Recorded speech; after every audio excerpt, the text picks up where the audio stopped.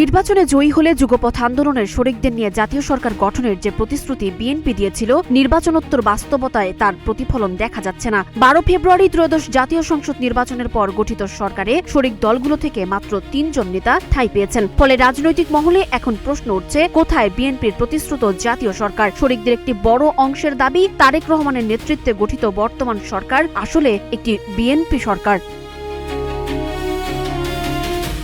2022 সাল থেকে বিএনপির শীর্ষ নেতারা যুগপথ আন্দোলনের শরিকদের নিয়ে জাতীয় ও রেইনবো নেশন সরকার গঠনের কথা বলে আসছিলেন, কিন্তু নির্বাচনে 300 আসনের মধ্যে 15টি আসন শরিকদের ছেড়ে দেওয়ার পর কাঙ্ক্ষিত জয় আসেনি। মিত্র দলগুলোর দলীয় প্রতীক ও ধানের শীষ নিয়ে নির্বাচন করা নেতাদের মধ্যে মাত্র 5 জন জয়ী হন। জীবন অবাক না করলে কে করবে? 28% মিল্ক ফ্যাটের অবাক করার সাথে ফ্রেশ মিল্ক পাউডার। জীবন অবাক করুক প্রতিদিন। এদের মধ্যে জোনায়েদ সাকি পান পরিকল্পনা প্রতিমন্ত্রী, মোহাম্মদ নুরুল হক নূর পান প্রবাসী কল্যাণ ও বৈদেশিক কর্মসংস্থান প্রতিমন্ত্রী এবং ববি হাজ্জাজ প্রাথমিক ও গণশিক্ষা প্রতিমন্ত্রীর দায়িত্ব নিয়ে সরকারে জায়গা করেন। তবে দীর্ঘদিনের মিত্র আন্দালিব রহমান পাঠ্য ও শাহাদাত হোসেন সেলিমের মতো বিজয়ী নেতারা বাদ পড়েছেন।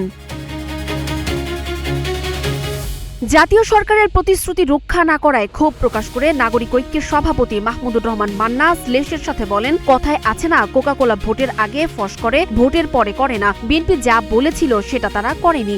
একইভাবে বিপ্লবী ওয়ার্কার্স পার্টির সাধারণ সম্পাদক সাইফুল হক প্রশ্ন তোলেন, রেইনবো সরকার না হলে রেইনবো নেশন কিভাবে হবে? অন্যদিকে নির্বাচনে আসন পেয়েও জয়ী হতে না পারা জমিয়তে উলামায়ে ইসলামের সভাপতি ওবায়দুল্লাহ ফারুক সতর্ক করে বলেন, বিএনপি আমার সঙ্গে যে আচরণ করছে এর ভোগান্তি বিএনপি ভুগবে। তবে ধানের শীষ প্রতীকে আস্থাও রাখছেন কেউ কেউ।